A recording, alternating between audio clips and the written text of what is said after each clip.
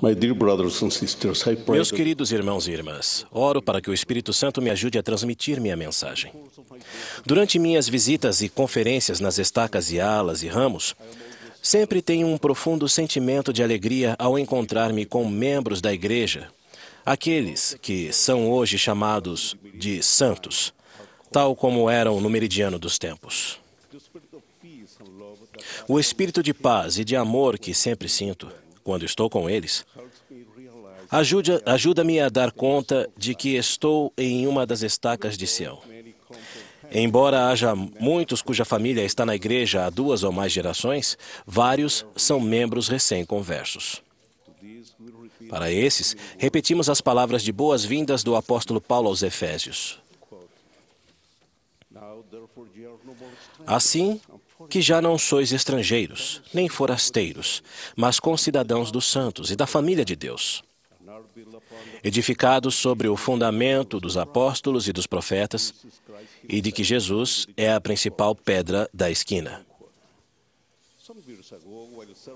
Há alguns anos, quando servia no escritório de assuntos públicos da igreja no México, fomos convidados a participar de um programa de entrevistas no rádio. O propósito do programa era descrever e discutir as diversas religiões do mundo.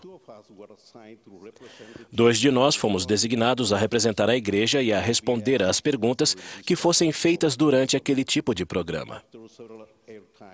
Depois de vários minutos no ar, como se diz no rádio, o diretor do programa fez o seguinte comentário: temos aqui conosco esta noite 2 élderes da Igreja de Jesus Cristo dos Santos dos Últimos Dias. Ele fez uma pausa e depois perguntou: por que a igreja tem um nome tão comprido? Por que não usam um nome mais curto ou mais comercial? Meu companheiro e eu sorrimos ao ouvir uma pergunta magnífica como aquela e começamos a explicar que o nome da igreja não foi escolhido pelos homens. Foi dado pelo Salvador por intermédio de um profeta nestes últimos dias. Pois assim será a minha igreja chamada nos últimos dias. Sim, a Igreja de Jesus Cristo dos Santos dos Últimos Dias. O diretor do programa imediatamente replicou de modo respeitoso: é com grande prazer que o repetimos então. Agora, eu não me lembro quantas vezes ele repetiu o significativo nome da igreja, mas lembro o doce espírito que estava presente quando explicamos não apenas o nome da igreja, mas também como ele se refere aos membros da igreja, os santos dos últimos dias. Lemos no Novo Testamento que os membros da Igreja de Jesus Cristo foram chamados de cristãos pela primeira vez em Antioquia, mas eles se chamavam uns aos outros de santos. Quão emocionante deve ter sido para eles ouvir o apóstolo Paulo chamá-los de concidadãos dos santos e da família de Deus, e também chamados para ser santos. À medida que os membros da igreja vivem o Evangelho e seguem o conselho dos profetas, eles vão, pouco a pouco, até mesmo sem perceber, tornando-se santificados. Os humildes membros da igreja que realizam diariamente a oração familiar e o estudo das Escrituras, que participam do trabalho de história da família e consagram seu tempo para adorar frequentemente no templo, tornam-se santos. Eles são os que se dedicam a criar uma família eterna. Também são os que reservam um tempo de sua vida atarefada para resgatar os que se afastaram da igreja, incentivando-os a voltar e a sentar à mesa do Senhor. Eles são os élderes, as sísteres e os casais idosos que atendem ao chamado de servir como missionários do Senhor. Sim, meus irmãos e irmãs, eles se tornam santos na mesma proporção em que descobrem aquele sentimento cálido e maravilhoso que se chama caridade, ou puro amor de Cristo. Os santos, ou membros da igreja, também passam a conhecer nosso Salvador por meio de aflições e provações. Não nos esqueçamos de que até ele teve de sofrer todas as coisas. E tomará sobre si a morte, para soltar as ligaduras da morte que prendem o seu povo. E tomará sobre si as suas enfermidades, para que se lhe encham de misericórdia as entranhas, segundo a carne, para que saiba, segundo a carne, como socorrer seu povo, de acordo com suas enfermidades. Ao longo dos últimos anos, testemunhei o sofrimento de muitas pessoas, inclusive de muitos de nossos santos. Oramos continuamente por eles, pedindo a intervenção do Senhor para que sua fé não enfraqueça e que eles possam seguir em frente com paciência. Para esses, repetimos as palavras de consolo do profeta Jacó, do livro de Mórmon.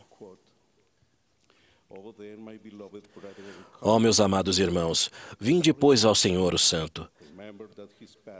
Lembrai-vos de que seus caminhos são justos. Eis que o caminho para o homem é estreito, mas segue em linha reta adiante dele. E o guardião da porta é o Santo de Israel.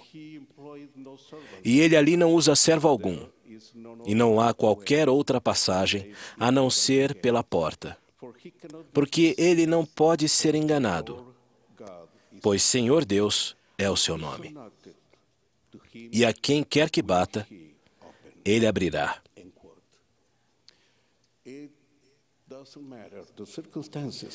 Não importam as circunstâncias, provações ou desafios que nos cerquem. A compreensão da doutrina de Cristo e de sua expiação será a fonte de nossa força e paz. Sim, irmãos e irmãs, é essa tranquilidade interior que é gerada pelo Espírito e que o Senhor concede a seus santos fiéis. Ele nos nutre dizendo: deixo-vos a paz. Não se turbe o vosso coração, nem se atemorize.